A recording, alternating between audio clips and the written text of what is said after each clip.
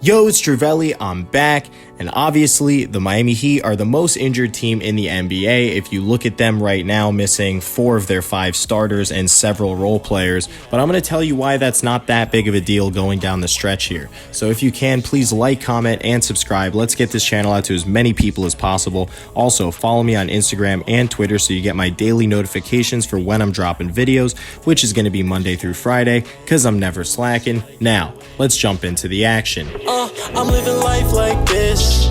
Maybe give a little glimpse, maybe give a little glimpse. Okay, so if you look at the Miami Heat injury report as of right now, obviously you know that our 2 best players in Jimmy Butler and Bam Adebayo are both out. Jimmy, as of Wednesday morning, saying that he is not going to be able to play Wednesday versus the Trailblazers, but he's fine.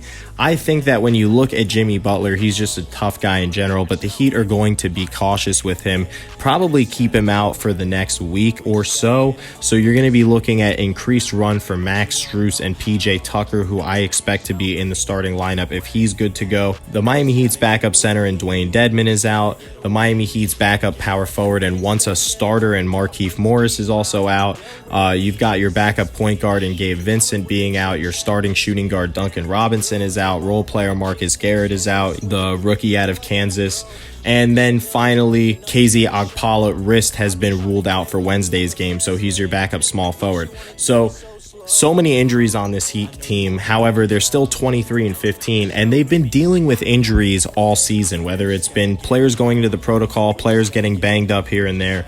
The Heat have just been constantly without their true starting lineup, without all of their best players being healthy at the same time. It just does not happen at any point in this run, but they're still 4th in the NBA East, and they are 1st in the Southeast Division. So if you look at this right now, you should not be concerned if you're the Miami Heat. You know that you're going to get Bam back within the next 2 to 3 weeks. Same thing with Jimmy Butler at the very worst 2 to 3 weeks, but you would expect him to be back in a week and a half or so. Duncan Robinson should be back in no time because he entered the health and safety protocol about 5 days ago. Same thing with Gabe Vincent, and the nice addition of Kyle Guy and some of the other players that have been stepping up, like Caleb Martin, like Max Strus, etc. All of these players are going to most likely continue to play well for who? Eric Spoelstra, Chris Quinn. These guys are exceptional coaches. I think that this is probably the 1st, 2nd, or 3rd best coaching staff in the NBA. I don't know if any other NBA coach can develop players mid-season like Eric Spoelstra is able to do. Take a guy like Kyle Guy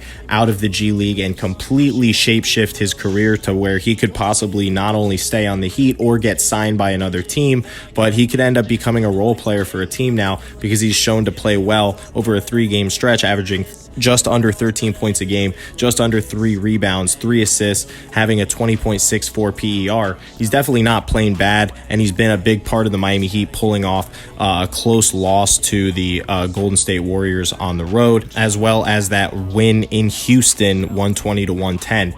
But he's been a big part of all 3 of these games, keeping them close. So you have to give Kyle Guy some credit there, and just the rest of the players that have been in. I think Omar Yurtseven has proven that he's a double-double machine. If he gets shifted into the starting lineup at some point for good, that could be a big-time matchup nightmare for other teams to try and guard Bam and Turk down low. I call him Turk Nowitzki. You could see those guys being dominant down low with Jimmy Butler playing incredible defense, Kyle Lowry as well, and then you have the shooters. I think that could really work. But we'll have to see how that goes down the road. For right now, guys, I would just say if you're a Miami Heat fan, definitely don't panic, because I think that Eric Spoelstra always gets the best out of his players.